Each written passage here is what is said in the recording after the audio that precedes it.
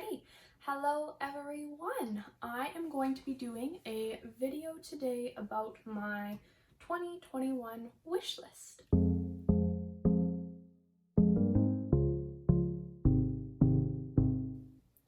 Alrighty, so if you're new here, my name's Tia and I do videos on all kinds of luxury and particularly how to put your luxury goods to use in the snow.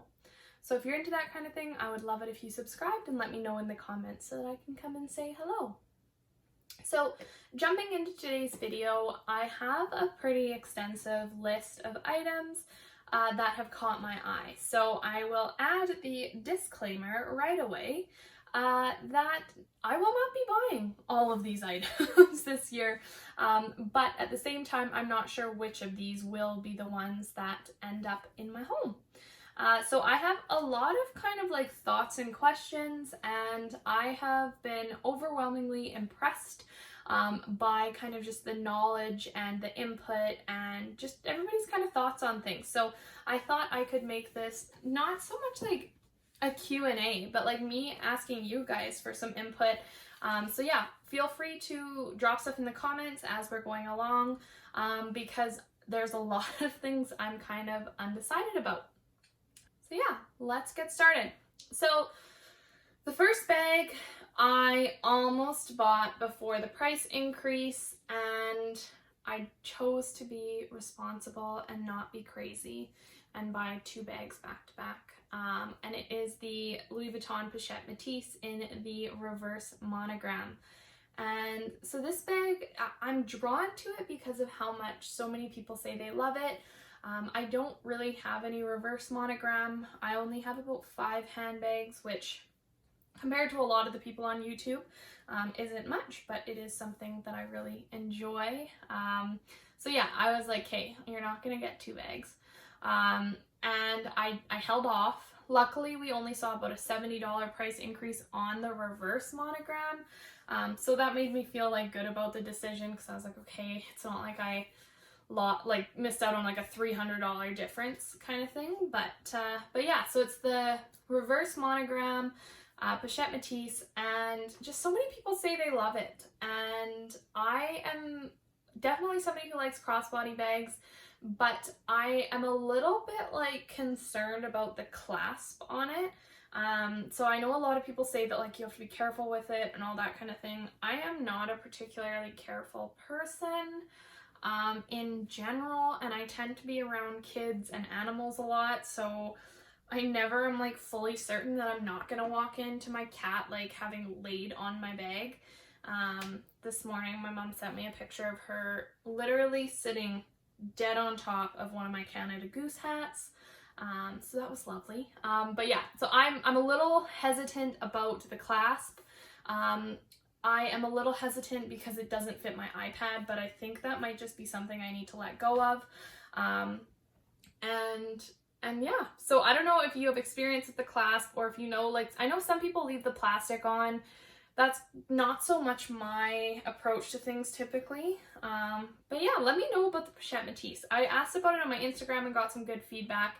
A lot of people say they have 0 complaints about it, which is kind of cool. So I get the impression it might just be one of those bags that you have to own to fully understand, at which point I may just buy it and see if I like it, and if not, sell it or return it depending on timing. But yeah, that one's pretty up there. I wouldn't be surprised if I went and got it sometime soon. So I would say I'm like relatively certain on that one-ish, as certain as I can get. And then as we keep going, there's going to be a lot of ones that I'm kind of just like pondering. So I tend to like look at bags for like several months before I buy them, because I want to make sure that every time I come back to them, it still sparks that same amount of joy. So my Neo Noe I looked at for like over a year, and it is my favorite bag now. Whereas I have like my Neverfull was like not one that I thought about really extensively, and that one, it's a very practical bag and that's why I got it, but it doesn't give me that same like wave of happy. So the next bag is the Saint Laurent Lulu. So I tend to be somebody who needs to not buy the same thing in different colors, because when I find something, I typically want like 4 of them, which with luxury handbags is not a good idea. So I have the Toy Lulu in the black on black. We've been on lockdown, haven't really had a chance to use it that much, but I do like it quite a bit. So I have heard so many good things about the Lulu in the larger sizes. The toy one definitely is a very niche purpose. But where I get caught up, which I think I just need to go to the store and look at it, is the color. So I see like a Lulu bag all over Instagram and it looks pink. Not like bright pink or anything, but it's like a beige pink. And then when you look at it on different websites, it literally looks like a different color. So I think it might be the dark beige color, but I definitely prefer that pinkier hue to a brown beige. So I'm curious if anybody knows if like maybe this was something that came out like before I was into purses, so I have no idea it once existed, or if it is, they're all just that kind of dark beige color. So that's my first thing I'm thinking about. And then the second thing is the size. So a lot of people prefer the small. If the medium fits my iPad, that might be a move. Price-wise, like I think they're about like $300 difference. So compared to the Jump, whereas I think the Toy Lulu to the small is almost $1,000. So in that sense, I would be more comfortable getting one over the other, and not being so concerned with price and being more concerned with function. But yeah, if you have any feedback on the small versus the medium Saint Laurent Lulu, let me know. The next one would be a departure from my typical style. So I'm a very like basic dresser. I don't know, I don't have anything wild. My pink Gucci one here is like the most out there bag I own. And so with that in mind, the bum bag has kind of been like calling to me, and I don't know why. Because I'm not like trendy. I don't own orange and blue. Like I'm like very simple. But the bum bag, the monogram one is bigger, which I think would be helpful, but at the same time, I know a lot of people find the flap on the zipper kind of annoying. So there's that to keep in mind, and it has the vachetta leather, and that kind of pushes me towards the empreinte leather, which again, I'm not so sure if that's like even like carefree. So as you can see, there's a lot of thinking going into this and a lot of advice needed. But I do think that the cream one is kind of like unique and fun. So again, I think I need to try it on. It's not an easy one to find as far as I know. So I haven't had the opportunity to look at it in the boutique. But if you have any experience with the smaller empreinte bum bag, or particularly like that kind of more cream empreinte leather, let me know, like about color transfer and things like that. Because again, I do tend to put some abuse in my bags. You don't see it, but I'm not somebody who's gonna be like polishing it every day and things like that. So that's another one, and like, I don't know, it just makes me smile. It's kind of fun, it's different, yeah, that's enough about the bum bag. But if you have thoughts on it, I would like to hear them. The next one, my mom says I'm getting caught up in a craze, and I certainly am. So I do not own any Chanel bags, and if I were to buy a Chanel bag, it would basically be like my one purchase for 8 months or something like that. But this year is a big one for me. I'm graduating from my undergrad and waiting to hear back about medical school right now. I'll probably be hearing about interviews in a couple weeks, and so with that in mind, those are kind of two big life milestones. I do consider that potentially an appropriate time to like splurge on something really special. But they're like ridiculously expensive. So I don't know, if you are somebody who could buy a couple Louis Vuitton bags, but a Chanel bag would be like an effortful stretch, so not dead or anything like that, but something that you'd really have to think about and plan for, and you bought a Chanel bag, let me know, because I definitely like don't want to do that and then like be like, oh, you just bought into like the hype. I do like the Chanel 19, but I think the safer bet would be the Jumbo Caviar Classic Flap. So I don't know. Yeah, let me know what you think about the Chanel bag thing. Maybe I just need to wait until I'm like 30. Could be why. But yeah, I'm curious. Or the boy bag. See, this is the thing. The Chanel bags, I like them, but anyways, if you had regrets about buying a Chanel bag, please let me know. And then just like shove me off that path, because I need to be shoved off of it. So that's enough about Chanel. Then we get to my duplicate pattern. The Neo Noe is such a phenomenal bag. I could see myself getting it in a different print. I've seen some in the damier Ben. I've seen some in leather, the Empreinte leather.